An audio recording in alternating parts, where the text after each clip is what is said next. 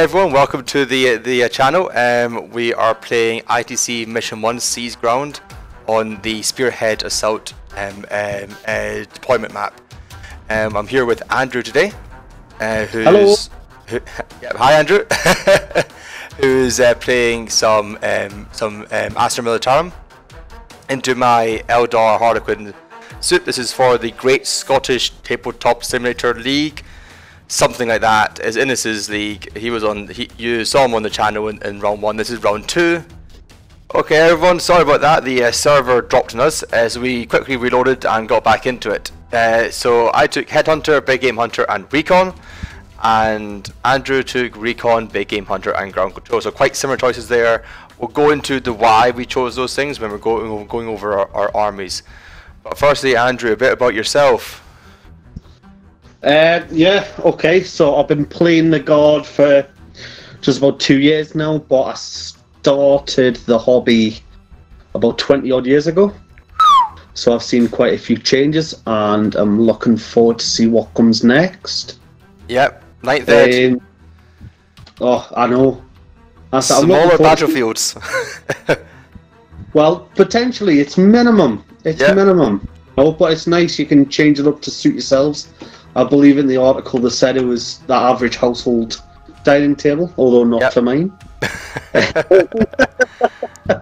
well, who knows? We can have maybe like a 14-foot by 1-foot artillery game. I've got a 6x3 table, mate. It's a nightmare. Okay. So, what kind of tournaments have you been to in the past, and how have you fared at them? I've been to both ETC and ITC tournaments. I've done fairly well when I've actually taken a competitive army. Yeah. Normally around mid-table. Yeah. Very good, yeah. I've just taken Guard and Inquisition to the tournaments, leaning more towards Guards later, although I've just traded off that for some Gene Stealer Cult, which I'm yet to use. So for Tabletop Simulator, I'm just sticking with what I know and using the Guard. Yeah, you're doing the opposite of what I'm doing. This is my like 5th game with Eldar, so it's all new to me. Right, should we take a look over your army and we can see what I'm up against? Right, Andrew, what's on your list? Okay, so start off with the HQs. I've got 2 Primaris Psychers, just as cheap smites, really, since Astra Pass are generally rubbish at it. Yep. I've also got a tank commander who's the real beast with the Hammer of Sunderance and the tank case to increase the AP on that hammer. I've also made him a field commander of the Emperor's Fist for reroll Overwatch. Yeah, and what is your regiment? I'm running Tallarn for the full brigade. It's all one brigade, one detachment, which will work nicely in 9th Ed. Yep. As box. And Tallarn allows me to move and shoot without penalty, so I don't need to worry about 1s and 2s blowing up my own tank commander or mortal wounds. Yep, as you do have the plasma sponsons. That's right. Yep. Okay, what else is in your brigade? I've then got 3 Astra Pass filling up the elites for cheap denies and various psychic powers. It's only 45 points. Effectively, it's just a cheap elite slot. Yep. You know. Yep. Yeah, it's like 20-something points, isn't it? Yeah, it's really, really small. It's 15 points each because you give them the last pistol instead of the staff, and it's more than 5% off the price. Lovely. All right, what else are we looking at? Then I've got 3 fast attack options: 2 Scout Sentinels, bare bones with multi-lasers for cheap movement denies, as they get the Scout move pre-game. Yep. Will help things that don't have infiltrate and let me push forward early. I've then got Norman Sentinel with a las cannon because it's always nice to sit back with one guy with a las cannon to be annoying. Absolutely. Then for my heavy support, I have got 2 units of heavy weapon teams, all with missile launchers because they are quite reliable and very cheap now. And the versatile with the D6 shots at strength 4 or the single shot at strength 8. Yes. I've also got 3 squadrons of 3 Hydras, all with hunter killer missiles, heavy bolters, and track guards. Yes. And that combines very nicely with my Tallarn regiment, as I'll get to move and shoot them as I want. And with the track guards are also on the tank commander. They allow me to always move at my full speed, which is 12 inches on the Hydras, which can be very, very useful, especially late game when they're only on 1 wound.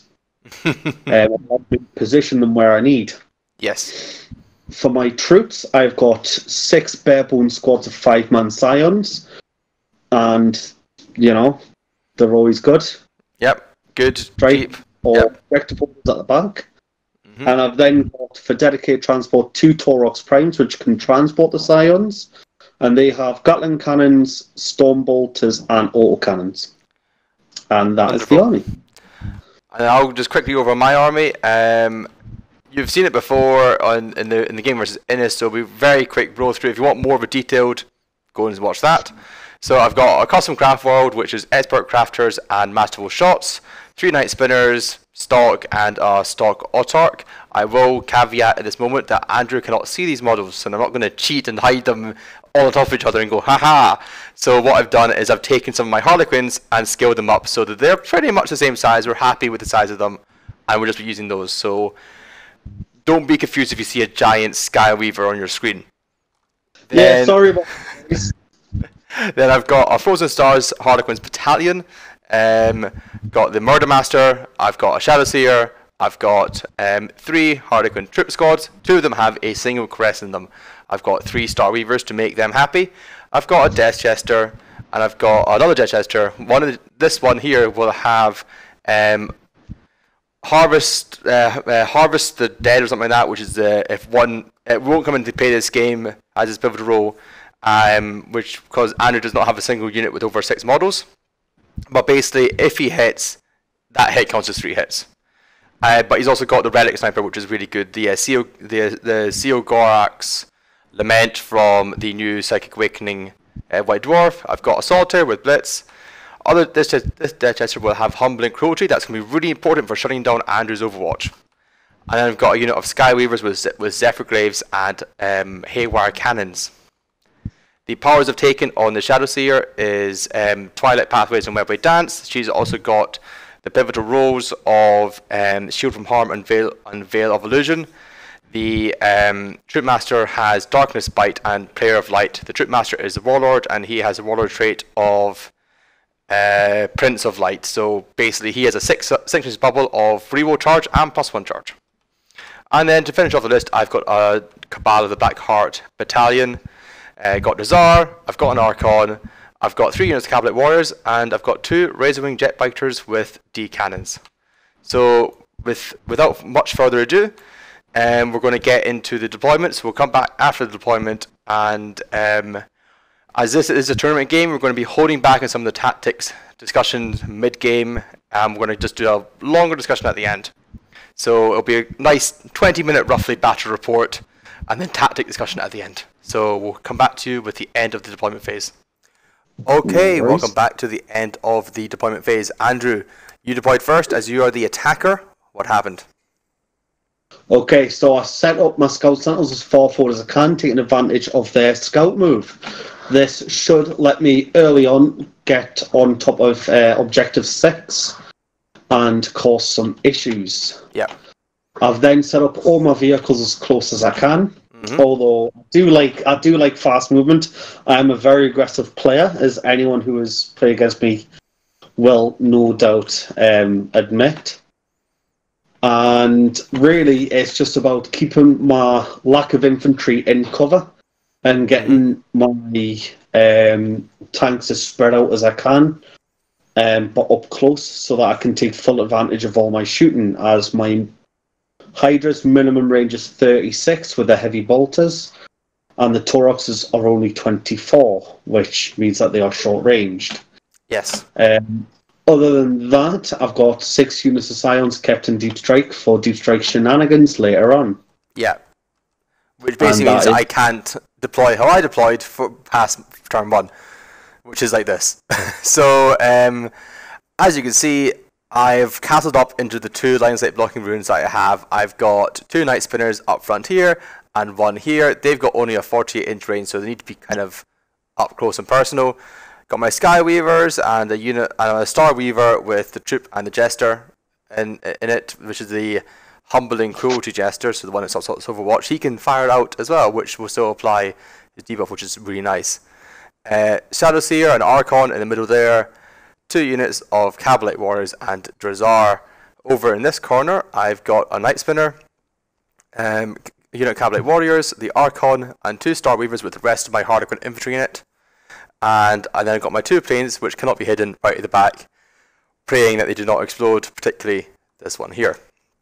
Which I'm sure will happen when you're facing 9 Hydras, your planes are dead.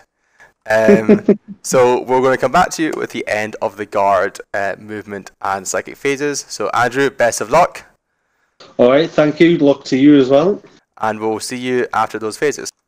Okay everyone, welcome back to the end of the guard movement and psychic phase. Andrew, what happened?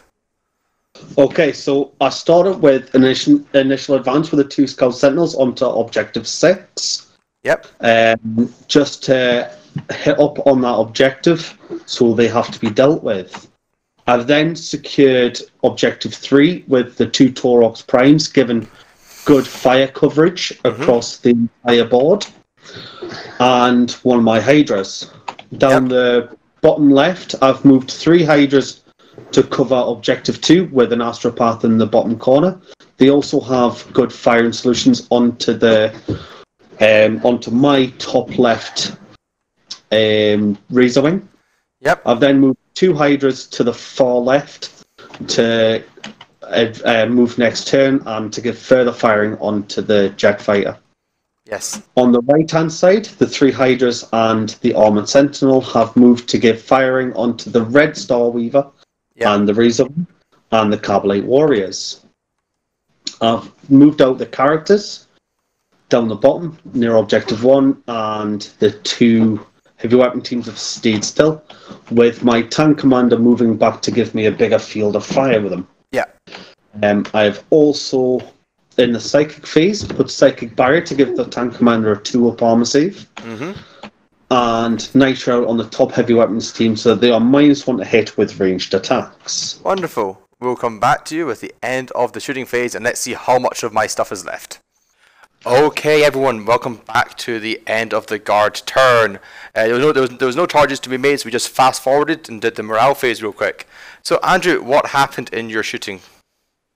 Okay, so in my shooting, I managed to use my tank commander to blow up 1 Razor Wing and a concentrated fire from 8 vehicles, all 6 Hydras, on the left flank with the 2 Taurox Primes to take down the other Razor Wing. Yeah. With some lucky saves and lots of feel no pain saves. Yeah, I got disgusting rolls there, and Andrew just kept getting like 3s to hit. Like a lot of, I think he had like probably 10 3s to hit, and because I've gotten the native -1, it negates your +1. Yeah. However, with my innate +1 against units with fly, it meant I wasn't hitting on 5s, so I considered myself. Also with ignore and move and shoot as well. Or you'd be hitting on 6s. In my favour. Yeah. On the right flank, I used 2 of the Hydras to take out the Red Star Weaver that held the Solitaire, to keep him as far back from my lines as possible. Oh my God. And the Heavy Bolters struck a few casualties on the Cabalite Warriors. Yep. Also with the Star Weaver exploding, it did do some general damage in that vicinity. Yeah, just a wound here and there, you know. And I did manage to shoot one of the middle Night Spinners, but with the heavy weapons team on the top of the building. Yeah, and you popped a stratagem for that as well.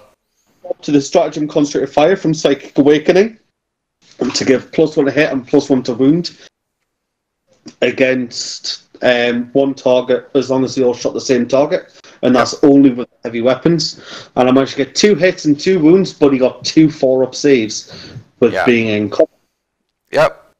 I think he rolled a 5 and a 6 anyway, so... Yeah, so either wasn't in cover, it was still happy days, but, you know, you need to get those cover saves wherever you can. That's it. And MVP of the turn, I think, was a Scout Sentinel who killed 2 of the Harlequin troops with multi-lasers Who knew multi-lasers could kill things? Yeah, so here's a dead pile. I just forgot to put the Harlequins over there, so I will amend that. There you go. So, 2 Razor Wings, a Star Weaver, 2 Harlequins, and 2 Cavalry Warriors. And so, at the end of my turn, I'm sitting on 4 objectives. So let's do your score, so you get the bonus, you kill 1, you hold 1, and I believe you've also got a recon because of the Scout Sentinels. Oh, Christ, I didn't even notice that. And you've got 2 Big Game Hunter. Oof. No, it is done by wounds now. Yeah, so that's 20 wounds. Ah. And then 1, 2 there. Yes. Yeah, so you're on 22 wounds. 28. Because it is the 6 from the Star Weaver. Oh, yeah. 20 from the Razor Wings. And the 2 from when the Star Weaver exploded on the Star Weaver and the Night Spinner. You're absolutely correct. So you're only 2 wounds away from your 3rd Big Game Hunter point. That's a big turn. But I think you're going to need it because I have a plan. And we'll see how that plan carries out shortly in the Eldar psychic and movement phases. Okay, everyone, welcome back to the end of the Harlequin movement and psychic phases. So in this turn, I shuffled some troops around in here just to restrict line of sight a bit more. I put the Solitaire right in this corner so you can hopefully have some fun with Blitz next turn. This Star Weaver over from this building advanced over here is 22 inches to basically, like I said, get out line of sight, get out of dodge from all of the nasty Hydras that were slowly closing in.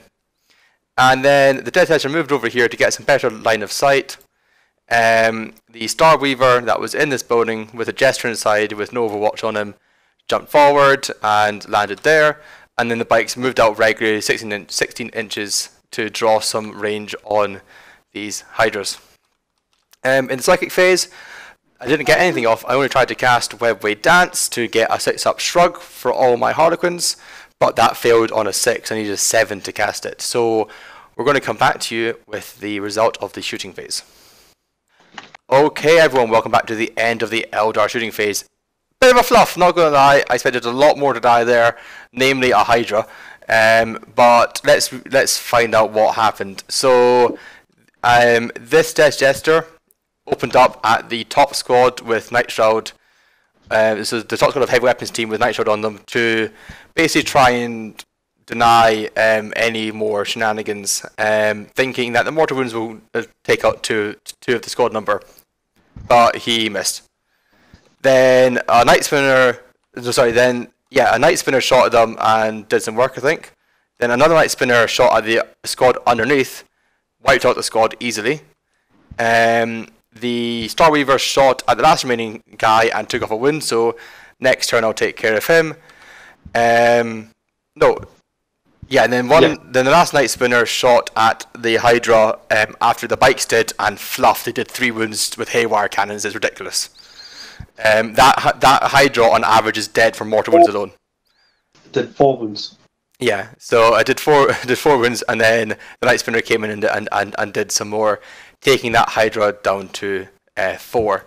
Inside the transport here, I shot the pistols from the troop at this Scout Sentinel, taking off a wound, and shot the Jester at this one to stop the Overwatch. We're going to show you the charge in the fight phase and the result of that, and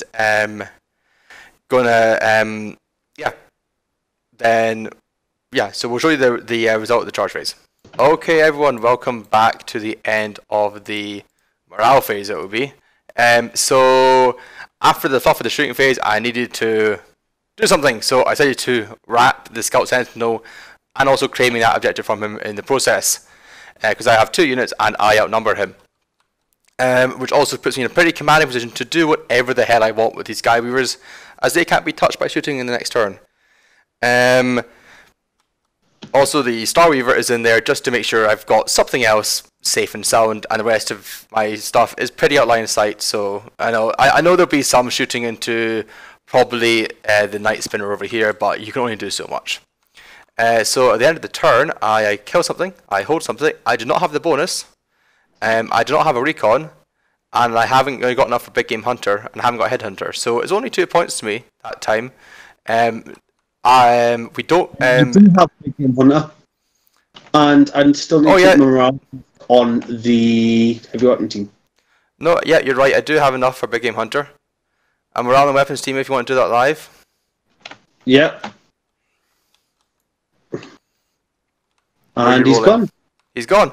So that means that you don't get so no one gets kill something and no one gets no one gets kill more or hold more this turn. Yeah. Okay, everyone, welcome back to the end of the guard movement and psychic phase. Andrew, take us through what happened. Okay, so as you can see, apart from the tank commander who is staying as far back as he can because he doesn't want shot. Yep. I have decided to kind of cover my bases by moving up the flanks and with the Tauroxes. So Hydra's up the flanks, Taurox up the middle, and I'm covering my objectives with various vehicles. Yeah. Obviously, the Skyweavers are in combat still, but I used my Psychers moving them up and hitting them with Smite to kill 2 of them. Yeah. Which I'm fairly happy about, but unfortunately, Chris did not fall for my tactic of get him to take away one of the Skyweavers that would let me move. Because in the shooting phase, I have on a stratagem called Go Recon, which allows a Scout Sentinel to move 2d6. And if he had moved one of the guys that let me move, the Scout Sentinel, that would have opened up his Skyweavers to a hail of fire. Yes. Unfortunately, that is not the case, and I am stuck now. Okay, so we'll come back to you with the end of the shooting phase. Oh, one more thing to note. Psychic Barrier did go off on the tank commander to keep him a bit safer. So we'll come back to you with the end of the shooting phase. I'm sure it will hurt. Okay, welcome back to the end of the Imperial Guard turn. So before we do the points and see what Andrew scored, Andrew, what happened in your shooting phase? I took off some wounds on a Night Spinner, but unfortunately couldn't kill it on 2 of the 3 Night Spinners. Just with them being in such good cover, they've basically got a 3-up save against all my shooting still. Yeah. Tristan, be quiet. So it really hasn't helped the cause this turn. Yeah. Also with having this combat trapped in and not being able to move my Scout Sentinel out like I was hoping, it's not went my way, so unfortunately that leaves me open to being massacred next turn. Do you know what, Andrew?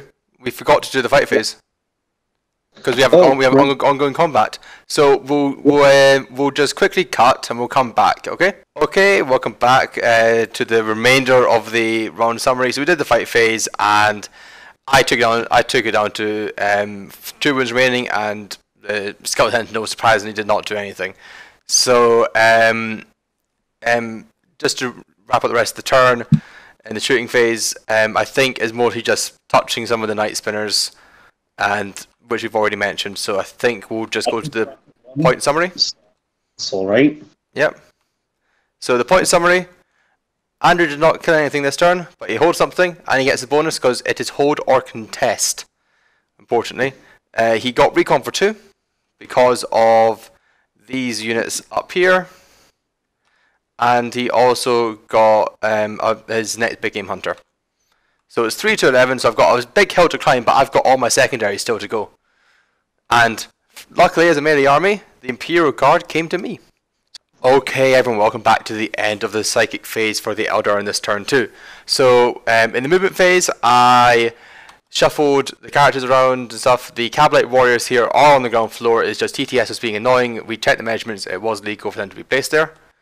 The troop squad advanced out 3 inches, and I'm looking to get a charge on this Taurox to just really help secure a wrap situation.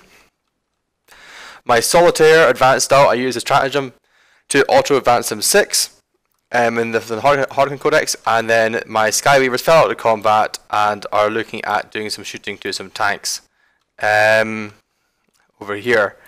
My Death Tester hopped out of his transport, which is now over here, as did the Trip Squad, and they're looking at shutting down this Taurox for a turn. Cabinet Warriors moved up to take out the to wrap this Torox with Drazar, who's just in this building, who's like a 2-inch charge, and I can re-roll it because of Dark Eldar, Power from Pain, in here, and I've got some more Cabalite warriors under this rune here.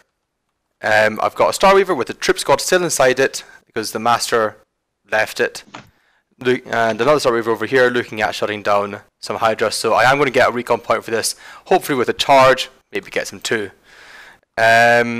So that's it for the movement phase. In the psychic phase, I tried to cast Webway Dance, but Andrew denied it, getting +1 over my cast with a reroll, and then I casted Smite.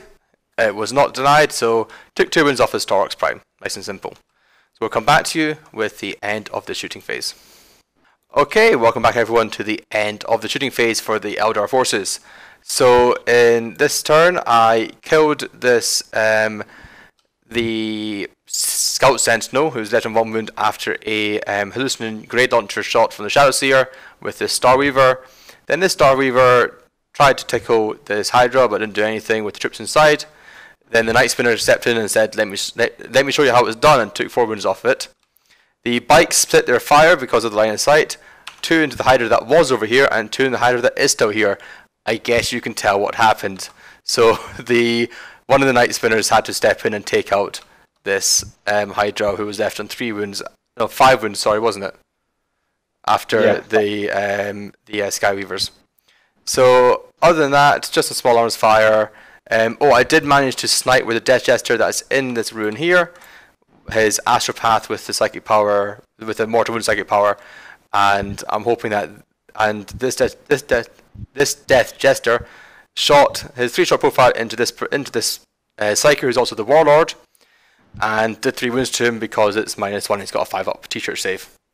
So that's the tail of the tape for the shooting phase. We're going to go into the charge phase and the fight phase, and we'll let you know the result at the end of turn summary.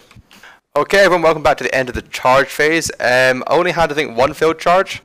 No, 2 failed charges. The troop squad did not make it into the Torox Prime, charging around the crater, and the Starweaver did not make it into the 2 Hydras, but this Starweaver did.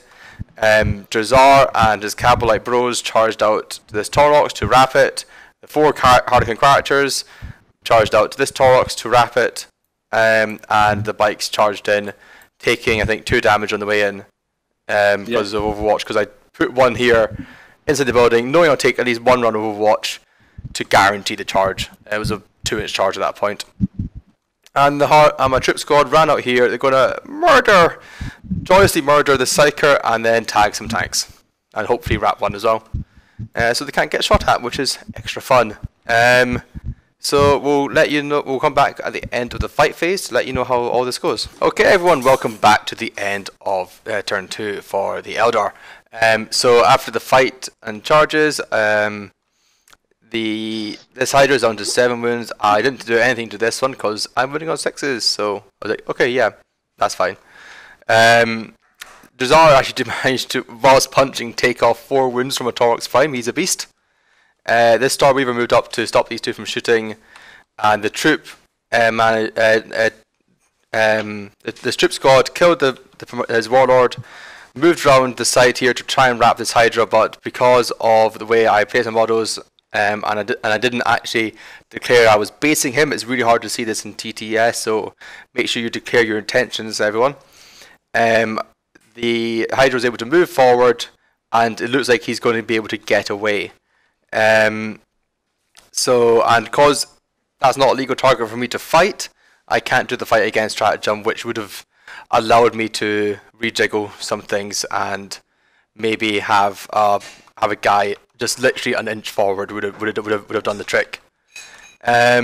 So that's the state of affairs at the end of the fight phase. At the end of that turn, I kill 1, I hold 1. I actually killed and hold more because I control this one.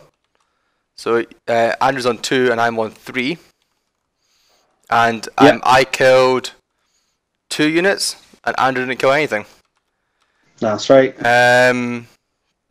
You get 2 I get on a Headhunter. 2? 2 on Headhunter. I get 1 on Recon. No, sorry, Yes. 2 on Recon. 1 on Recon. No. Oh, no, 2 on Recon. That's right. So 2 in recon. And I think I've got another big game hunter. Yeah, 2 sentinels and a Hydra. We'll be up to 2 big game hunter. So it was a big turn for me. Brings me back up into the state of affairs. We'll see how Andrew responds in his turn 3 when his 6 squads of Scions drop in. Okay, everyone, welcome back to the end of Guard round 3. We're just doing end of round summaries, so as the game gets into its later stages. Turn summaries, I should say. So, Andrew, what happened in your turn? Alright, so in my turn, my shooting kind of fluffed because of some sneaky Eldar jinx for these Skyweavers. I took one down in the psychic phase with a nice little smite, but unfortunately that let you get the 3 up invuln off. Yeah, I used Isha's Weeping, 1 CP. If a model from a unit is destroyed, I can give that unit a 3 up invuln for the rest of the turn. Yeah, and then combining that with lightning reflex. -2 really to hit. -2. However, my tank commander did manage to do 6 wounds upon him, but he saved all 6 3-ups. Yeah. My Scions didn't do much in the way of shooting, so I decided to charge them in, and I took out a Cavalry Warrior, but it let me get objective secured on number 4. So that is me holding that objective as it stands. I retreated my Hydras. I blew up both of the Skyweavers, deploying out his 5 troops down the bottom. I charged in his troop number 2 on my objective 3 so that I could contest it. Yep. And in the combat phase, Drazar killed the Taurox he was in combat with, which blew up, killing a Hydra of mine that was left on 1 wound, killing 2 Stiberites, 3 wounds on Drazar himself, 2 wounds on another Hydra, 3 wounds on a Night Spinner, finished off the Cyberite unit that was in the building, and 3 wounds on the Autarch. It was nasty. There was a net gain for me. Yeah. That was huge. And in return, my fight phase, I just failed to kill this Taurox Prime. Unfortunately, the Relic Kiss on the Solitaire, which will let you reroll your wounds, just didn't quite pull through. Didn't get quite enough wounds onto that vehicle. But no worries, I'm sure it will die soon. Yeah. All right. So so scores in the doors. After Andrew's turn, he kills something, he holds something, he has the bonus, and he got his last recon point. So it's 14-6 to Andrew. We'll see how I retaliate in my turn. Okay, everyone, welcome back to the end of the Harlequin turn. Actually, do you not owe me a morale over here quickly? On the Scions, they lost 2 this turn. Yes. So whilst we just do this, they're fine. So big turn for the Harlequins. A lot of things went right and a few things went wrong. I made a couple of mistakes with the placement of my units, such as the Troop Master with all the charge buffs, meaning that this troop player is dead. But this Hydra is wrapped, so my characters are safe for another turn. This Tempestor wiped out my Sybarite that was contesting this objective with him. So Andrew now has a firm hold of that, and I need to wipe him out with the Archon. The Night Spinners took out pretty much all of the Scions in the backfield here, leaving only 2, which you just saw the morale for. My Solitaire moved up, didn't advance, just moved up his 12. I made a 7-inch charge and a 9-inch charge into the 2 Psychers that were here and did what Solitaires do, annihilated them. The troop squad that was blown out of the transport in Andrew's turn advanced forward 9 with a 3 in their advance and made a 6-inch charge, wrapping this astropath for many, many fun times.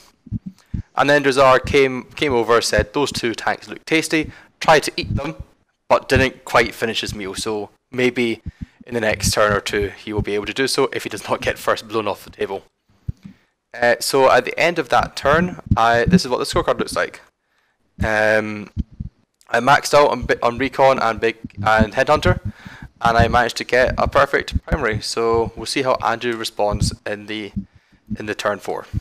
Okay, everyone, welcome back to the end of the Imperial Guard turn. So Andrew, what happened? Not much really. I failed to get smite off on your troops. Yep. That were attacking the Astra path. I moved around to try and secure various objectives. Managed to kill your troop 2 that was on objective 3. I completely fluffed against your solitaire thanks to your jammy saves. Yep. Yeah, I did use lightning fast to save him though. Well, it wasn't just that, it's just a lot of saves. A lot of saves all around, like on Drazar and on the night. I think, my worst save is 4 up at this point, basically. Yeah, it's not much I can do, so... Yeah. Fortunately, you failed to kill the Armoured Sentinel, so we'll see what happens there. Yeah, the good thing is they can fall back, shoot and charge, so it doesn't inhibit me too much, but I would have liked to have just gotten that out the way.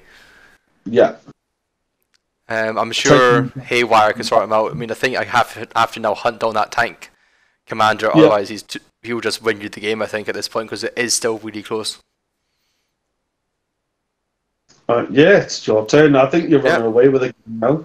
So Andrew did kill one, hold one, and he does get the bonus because you think you're actually contesting 5 objectives. The only one you're not on is 6. 1, 2, 3. No. No, this one over here, number 5. Yeah, sorry, you're right. Yeah, we are contested in there. Excellent. Yep. So that's the score. We'll come back to you at the end of the Eldar turn. Okay, everyone, welcome back to the end of the Eldar turn 5 here.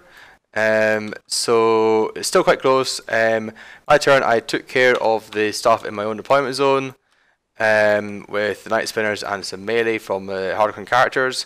The Solitaire blitzed up with the Skyweavers to take out the tank commander. The Skyweavers finally got their Haywire off and took out that tank commander with the help of a Night Spinner.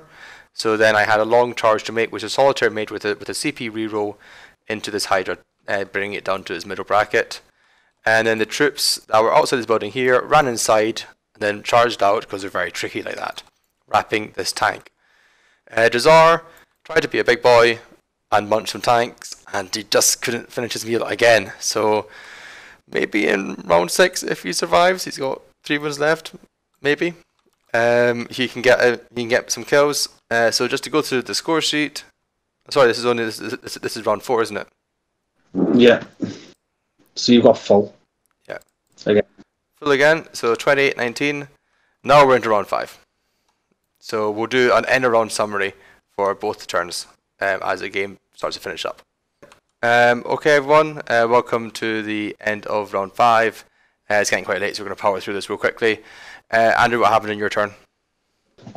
My turn, nothing really happened, to be honest. Your turn, however, you killed a Scout Sentinel, killed 2 Hydras, one of them exploding, killing 4 of your guys. Yeah, it was rough. The explosion took out an Autarch, a Night Spinner, a Sybarite, and a troop. So that because Andrew didn't actually kill anything in his turn, that gave him kill and kill more from one explosion. Just goes to show you. Other than that, I've got some units that are tied up in combat. I'm holding slightly more than Andrew. Actually, Andrew isn't currently holding anything. Nope. So he has to shift something. But it's looking like it's going to be a Harlequin victory unless Andrew can pull out something. So we're going to go into his turn and see what happens. Okay, everyone, welcome to the end of the battle. We just powered through that round, talked about what would have happened, what was necessary to happen. The only thing was Andrew moved Hydra from here to here, running away from the Skyweavers. It did score you a point. It did score you a point. It did get you a hold one. Track guards coming into play with it moving 12 inches on 1 wound. So I moved my Death Tester out of this building to take control of that objective if it dies, and I use my Shadow Seer to blow it up. So at the end of the game, I got my kill 1, kill one, kill more, hold 1, hold more. I hold all 6 objectives, I get the bonus. So the score sheet looks like this. So pretty big win to the Harlequins, but Andrew got an extremely good loss. Any loss of 20 or over is a great loss in ITC, because every point you get counts, which is the good thing for ITC, I think. So Andrew, what are your thoughts on the game? What would you do differently? Would you take any different relics or something like that? No, I wouldn't have taken any different relics. I think what I would have done was went second and deployed further back, given the choice again. I made a massive error because I'm an aggressive player. I can't help it. I just can't help myself, you know. Yeah, I mean, so, I just went straight through, full throttle. Why not? I split my forces all across the board, which was good. You were just fast enough to get to everything. Yeah, that's the thing. Harlequins and Eldar are just an outflanking army. Yeah. But I expected to kill more, but you know that's the way it goes. It was my tactical errors that really lost me that game. Yeah, if you're playing a gunline army and you're against a fast melee army, as this is, you really can't afford to get too close. You need to respect the threat ranges of the bikes that can double move, so they can go 44 inches and then charge. Yeah. If I get the power off. But you were very good at stopping my powers, and the one thing I would say I didn't do well, this is only my third game with this army, was I did not respect the Shadow Seer enough. The Shadow Seer, I pay a CP for her to have an extra ability, and I just didn't respect it enough to keep her in range of all the Harlequin stuff. So that in turns when I realised, oh, my bikes are going to get hit with a lot of DACA, boom, -1 to wound. Yeah, that is much a good point. Also, your troop master you kept on leaving out of range for some of your guys. Yeah. So the troop that got killed by the Hydra exploding over here, she was 6.6 inches away from the troop master twice, failing her charge twice, and that troop would have likely been alive and. No, we would have denied a kill point, and then would have denied a kill more point, because there would have been 3 killed rather than 4 killed by that Hydra blowing up. I have to admit, Andrew, when I saw this army, I thought, oh my goodness, this is an anti-fly army, and I'm playing Eldar. Yeah. Honestly, when I saw I was up against you, I'm not gonna lie, I thought I had this in the bag, but it was my game to lose, and I did not respect the Eldar enough. Yep. That lost me the game. Going into this, I'm a player, and I'm happy I played it that way. However, I need to learn these lessons. In my last game against Tyranids, I used my Hydras to lock down his shooting.